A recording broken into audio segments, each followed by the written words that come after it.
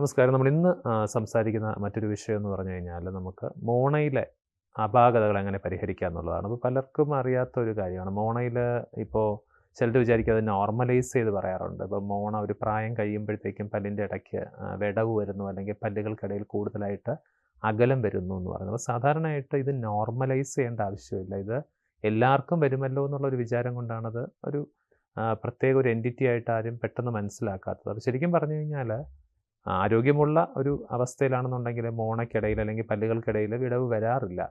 അപ്പോൾ ചിലർക്ക് വളരെ പ്രായം കുറഞ്ഞ അവസ്ഥയിൽ തന്നെ അറ്റ് ദ വെരി ഒരു യങ്ങസ്റ്റ് ഏജിൽ തന്നെ നമുക്ക് ചിലർക്ക് നോക്കിക്കഴിഞ്ഞാൽ പല്ലുകൾക്കിടയിൽ പെട്ടെന്നൊരു വിടവ് വരുന്നു. പല്ലുകൾക്കിടയിലുള്ള വിടവിൻ്റെ പ്രധാന കാരണം എന്ന് പറയുന്നത് നമ്മൾ ജനിക്കുമ്പോഴേ ഉണ്ടെന്നുണ്ടെങ്കിൽ അത് മുൻനിര പല്ലുകളുടെ ഇടയിൽ ഫ്രീനം എന്ന് പറയുന്ന ഒരു വള്ളി പോലെയുള്ള നേർത്ത ദശ ഏൽപ്പിക്കുന്ന മർദ്ദം കാരണമായിരിക്കും അങ്ങനെ വരുന്നത്. പക്ഷേ നമുക്കൊരു 10, 25, 28 വയസ്സ് വരെ നോർമലായിട്ട് പല്ലുകളൊക്കെ അടുങ്ങിയിരിക്കുകയും പെട്ടെന്ന് സഡനായിട്ട് നോക്കുമ്പോൾ പതുക്കെ പല്ലുകൾക്കിടയിൽ വിടവ് വന്നിട്ട് കുറച്ച് കഴിയുമ്പോഴത്തേക്കും പല്ലുകൾ ഫ്ലെയേർഡ് ആവും. അതായത് കുറച്ചുകൂടി മുന്നിലേക്ക് ഉന്തി തള്ളി വരാനായിട്ട് തുടങ്ങും.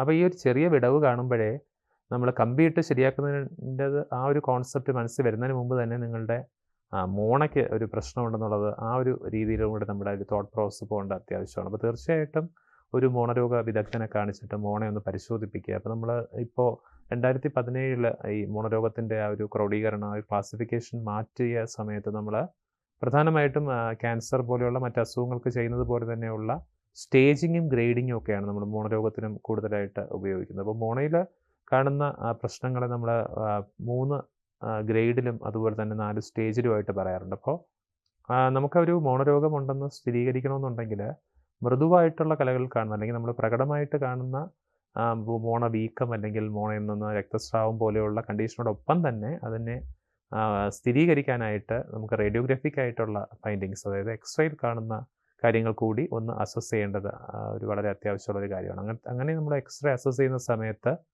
നമുക്കൊരു 15% അവിടെ അസ്ഥിക്ക് തേയ്മാനം സംഭവിച്ചിട്ടുണ്ടെങ്കിൽ അത് സ്റ്റേജ് 1 നമ്മൾ കരുതാറുണ്ട്. എപ്പോഴും ആരോഗ്യമുള്ള പല്ലുകൾക്ക് മോണയുടെ ഇടയിൽ ഒരു 3 മില്ലിമീറ്റർ മാത്രമേ ഒരു ഗ്യാപ്പ് വരാൻ പാടുള്ളൂ. അതിൽ കൂടുതൽ ഗ്യാപ്പ് വരുമ്പോഴും നമ്മളൊരു ഉപകരണം ഇട്ട് കഴിഞ്ഞാൽ കുറച്ചുകൂടി പെട്ടെന്ന് ആഴത്തിലേക്ക് ഇറങ്ങി പോകുന്നതായിട്ട് കാണാം. അത് നമ്മുടെ ഈ ഷർട്ടിലൊക്കെ ഒരു പോക്കറ്റ്, കുപ്പായത്തിലൊക്കെ കീശ പോലെ തന്നെ ഗംസിന് ചുറ്റും ഒരു പോക്കറ്റ് ഉണ്ടാകാൻ കാരണം അതിന് നമ്മൾ പറയുന്ന പെരിഡോണ്ടൽ പോക്കറ്റ് എന്നാണ് പറയുന്നത്.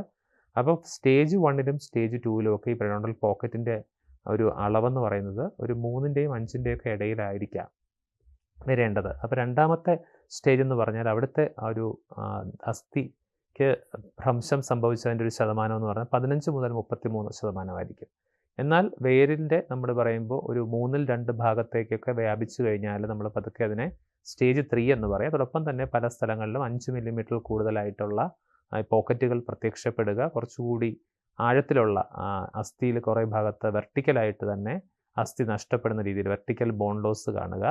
നമ്മുടെ ചില അണപ്പല്ലുകളൊക്കെ നോക്കുകയാണെന്നുണ്ടെങ്കിൽ അതിന് 2ൽ കൂടുതൽ വേരുകളുള്ള പല്ലുകളുണ്ട്. മൾട്ടി റൂട്ടഡ് ടൂത്ത് എന്ന് പറയും. അപ്പോൾ ആ ടൂത്തിൻ്റെയൊക്കെ വേരുകൾ കൂടുതലായിട്ട്, ആ പല്ലുകളുടെയൊക്കെ വേരുകൾ കൂടുതലായിട്ട് തെളിഞ്ഞ് കാണുക പോലെയുള്ള കാര്യങ്ങളൊക്കെയാണ് 3ാമത്തെ ഘട്ടത്തിൽ. 4ാമത്തെ സ്റ്റേജിലോട്ട് പോയി കഴിഞ്ഞാൽ മോണരോഗം കാരണം ഏതാണ്ട് കുറേ പല്ലുകളൊക്കെ ഒരു 6-7 പല്ലുകളൊക്കെ കൊഴിഞ്ഞു പോവുക, മേൽപ്പറഞ്ഞതുപോലെയുള്ള കാര്യങ്ങളൊക്കെ തന്നെ കൂടുതലായിട്ട് 5 മില്ലിമീറ്ററോ അതിൽ കൂടുതൽ ഒരു 6 മില്ലിമീറ്റർ 7 മില്ലിമീറ്ററോളമൊക്കെ തന്നെ പോക്കറ്റിൻ്റെ ഒരു വ്യാസം അല്ലെങ്കിൽ വ്യാപ്തി കൂടുക. അതോടൊപ്പം തന്നെ കൂടുതൽ പല്ലുകൾ നഷ്ടപ്പെടുക, നേരത്തെ പറഞ്ഞതുപോലെയുള്ള മുൻനിര പല്ലുകളും ഒപ്പം തന്നെ മൾട്ടി റൂട്ടഡ് ആയിട്ടുള്ള പല്ലുകളുടെയൊക്കെ തന്നെ വേരുകൾ തെളിഞ്ഞു വരിക. ഈ മൈഗ്രേഷൻ്റെ ഭാഗമായിട്ട് തന്നെ പല്ലുകൾ കൂടുതലായിട്ട് ഫ്ലെയേർഡ് ആവുക എന്ന് പറഞ്ഞാൽ മുന്നിലേക്ക് ഉന്തി തള്ളി വരികയും പല്ലുകൾക്കിടയിൽ കൂടുതൽ പ്രകടമാകുന്ന വിടവുകൾ കാണുന്നതൊക്കെ തന്നെയാണ് അന്തിമഘട്ടം എന്ന് പറയുന്നത്. ഇനി അതിൻ്റെ ഗ്രേഡിങ്ങും ഒരു പ്രധാനപ്പെട്ട കാര്യമാണ്. ഗ്രേഡിംഗ് എന്ന് പറഞ്ഞാൽ നമുക്കിപ്പോൾ അതിനെ ത്വരിതപ്പെടുത്തുന്ന കാര്യങ്ങൾ കൂടിയുണ്ട്. അപ്പോൾ ഗ്രേഡ് മൈൽഡ് ഒരു മോണരോഗം അല്ലെങ്കിൽ വളരെ അതിൻ്റെ ഒരു ഇനിഷ്യൽ സ്റ്റേജ്, ഒരു പ്രാരംഭ ഘട്ടത്തിലുള്ള മോണരോഗം എന്ന് പറയുമ്പോൾ അവിടെ നമ്മൾ നോക്കുന്നത് ഒരു വ്യക്തിയുടെ എത്രത്തോളം ശതമാനം അസ്ഥിക്ക് നാശം സംഭവിച്ചിട്ടുണ്ട്, അതിനെ അയാളുടെ പ്രായവുമായി താരതമ്യപ്പെടുത്തി നോക്കുമ്പോൾ നമുക്ക് ലഭിക്കുന്ന ഒരു അനുപാതമാണ് percentage of bone loss divided by age എന്നുള്ള ഒരു ക്രൈറ്റീരിയയാണ് എടുക്കുന്നത്. അത് 1/4 ഭാഗം അല്ലെങ്കിൽ 0.25ൻ്റെ ഒക്കെ ഉള്ളിലാണെങ്കിൽ നമ്മളതിനെ മൈൽഡ് എന്ന് പറയും. അയാൾക്ക് മറ്റ് ഹാബിറ്റുകൾ, അതായത് പുകവലിക്കുന്ന ഹാബിറ്റുകളൊന്നും ഉണ്ടായിരിക്കുന്നതല്ല. അതോടൊപ്പം തന്നെ അയാളുടെ പ്രമേഹമൊക്കെ നിയന്ത്രണ വിധേയമായിരിക്കും. അയാൾക്ക് അധികം മാനസിക സമ്മർദ്ദത്തിലൂടെയൊന്നും കടന്നു പോകുന്നില്ല. എന്നാൽ രണ്ടാമത്തെ കുറച്ചുകൂടി ഒരു ഇടത്തരം ഘട്ടം എന്ന് പറയുമ്പോൾ ദിവസേന ഒരു 6 മുതൽ 10ഓളം സിഗരറ്റ് വലിക്കുന്ന ആളാകാം, കുറച്ച് നിയന്ത്രണ വിധേയമല്ലാത്ത ഒരു പ്രമേഹത്തിൻ്റെ തുടക്കം വന്നിട്ടുണ്ടാകാം. ഒപ്പം തന്നെ നമ്മുടെ ആ ഒരു കണക്കെന്ന് പറയുന്നത് ശതമാനം എത്രത്തോളം അസ്ഥിക്ക് നഷ്ടം സംഭവിച്ചു അത് അയാളുടെ പ്രായവുമായിട്ട് താരതമ്യപ്പെടുത്തുമ്പോൾ ഒരു കാൽ ഭാഗത്ത് 0.25 to 1 ആ റേഞ്ചിൽ വന്ന് നിൽക്കുക എന്നുള്ളതാണ് ഇടത്തരം. ഇതുകൊണ്ട് ഉദ്ദേശിക്കുന്നതെന്ന് പറഞ്ഞു കഴിഞ്ഞാൽ സ്മോക്കിംഗ് അല്ലെങ്കിൽ അതായത് പുകവലിക്കുന്ന ആൾക്കാരിൽ അല്ലെങ്കിൽ പ്രമേഹമുള്ള ആൾക്കാരിൽ ഒരുപാട് മാനസിക സമ്മർദ്ദം അനുഭവിക്കുന്ന ആൾക്കാർക്കൊക്കെ തന്നെ ഇടത്തരം മോണരോഗം കുറച്ചുകൂടി തീവ്രതയിലോട്ട് പോകാനുള്ള സാധ്യതയുണ്ട്. എന്നാൽ നമ്മൾ നേരത്തെ പറഞ്ഞ അസ്ഥിക്ക് നാശം സംഭവിച്ചത് അയാളുടെ പ്രായവുമായിട്ട് താരതമ്യപ്പെടുത്തുന്ന സമയത്ത് അത് ഒന്നിൽ കൂടുതൽ വരിക. അതുകൊണ്ട് ഉദ്ദേശിക്കുന്നത് പറഞ്ഞാൽ വളരെ ചെറിയ പ്രായത്തിൽ തന്നെ കൂടുതൽ അസ്ഥിക്ക് ഡാമേജ് വരിക. കാരണം അതിൻ്റെ ഏറ്റവും ഡിനോമിനേറ്റർ പോർഷനിലാണ് ഏജ് നമ്മൾ നോക്കുന്നത്. അപ്പോൾ ഏജ് കുറയും തോറും കൂടുതൽ അസ്ഥിക്ക് തേയ്മാനം സംഭവിച്ചു എന്ന് പറഞ്ഞു കഴിഞ്ഞാൽ അത് കൂടുതൽ ശ്രദ്ധ കൊടുക്കേണ്ട ഒരു അവസ്ഥയാണ്. അത് കുറച്ചുകൂടി തീവ്രമായിട്ടുള്ള അവസ്ഥയാണ്. അപ്പോൾ അതാണ് നമ്മൾ പറയുന്നത് ഒരു സിവിയർ ആയിട്ടുള്ള മോണരോഗം. അതോടൊപ്പം തന്നെ അതിൽ നമ്മൾ ഒരുപാടൊരു 10ൽ കൂടുതലൊക്കെ വരും. ഒരു പാക്കറ്റൊക്കെ കഴിഞ്ഞിട്ട് ഏതാണ്ട് 2 പാക്കറ്റോളമൊക്കെ 1.5 2 പാക്കറ്റൊക്കെ സിഗരറ്റ് ദിവസവും വലിക്കുന്ന ആളായിരിക്കാം. അയാളുടെ പ്രമേഹം നോക്കുമ്പോഴത്തേക്കും അത് കുറച്ചുകൂടി ആ ഒരു 7.5 ഒക്കെ കഴിഞ്ഞിട്ടായിരിക്കും HbA1cയുടെ വാല്യൂ എന്ന് പറയുന്നത്. അപ്പോൾ ഇത്തരം കാര്യങ്ങൾ കൂടി അതിനെ ത്വരിതപ്പെടുത്താനുള്ള സാധ്യതയുണ്ട്. ഒപ്പം തന്നെ അയാൾക്ക് മാനസിക സമ്മർദ്ദം കൂടുതലാണെന്നുണ്ടെങ്കിൽ തീർച്ചയായിട്ടും അയാളുടെ മോണരോഗം കൂടാനുള്ള സാധ്യതയുണ്ട്. അപ്പോൾ തീർച്ചയായിട്ടും ഇതിനെ ബേസ് ചെയ്തിട്ടാണ് നമ്മൾ അതിൻ്റെ ഒരു ട്രീറ്റ്മെൻറ്റ് തീരുമാനിക്കുക. അപ്പം ഈ ചില ഹാബിറ്റ്സ് കറക്റ്റ് ചെയ്യേണ്ടത് വളരെ അത്യാവശ്യമാണ്. അപ്പോൾ ചില ഹാബിറ്റ്സ് ഈ പറഞ്ഞ പോലെയുള്ള നമ്മൾ മോണയുടെ ട്രീറ്റ്മെൻറ്റൊക്കെ എടുത്തതിന് ശേഷവും പ്രമേഹം അവിടെ നിയന്ത്രണ വിധേയമല്ല എന്നുണ്ടെങ്കിലും അതോടൊപ്പം തന്നെ സ്മോക്കിംഗ് പൂർണ്ണമായിട്ട് ഉപേക്ഷിച്ചില്ല എന്നുണ്ടെങ്കിൽ പിന്നെ വീണ്ടും ഒരു സൈക്കിൾ ചാക്രികമാണ്, ഒരു സൈക്ലിക് ആയിട്ടുള്ള പ്രോസസ്സാണ്. അത് കുറച്ച് കഴിഞ്ഞിട്ട് വീണ്ടും അത് തിരിച്ചു വരാനുള്ള സാധ്യതയുണ്ട്. അപ്പോൾ നമ്മൾ കറക്റ്റായിട്ടുള്ള അസസ്മെൻറ്റും ചെറിയ ചെറിയ ഫൈൻഡിങ്സ്, അതായത് ലക്ഷണങ്ങൾ കാണുമ്പോൾ തന്നെ നമ്മളത് ഇനീഷ്യൽ സ്റ്റേജിൽ തന്നെ നമ്മളതിനെ ഒന്ന് പ്രിവെൻറ്റ് ചെയ്ത് കഴിഞ്ഞാൽ അതിൻ്റെ ഫർദറായിട്ടുള്ള ഒരു പ്രോഗ്രഷൻ നമുക്ക് തടയാനായിട്ട് സാധിക്കും. അത് കൂടുതലായിട്ട് മൂർച്ഛിക്കുന്നത് തടയാൻ സാധിക്കും.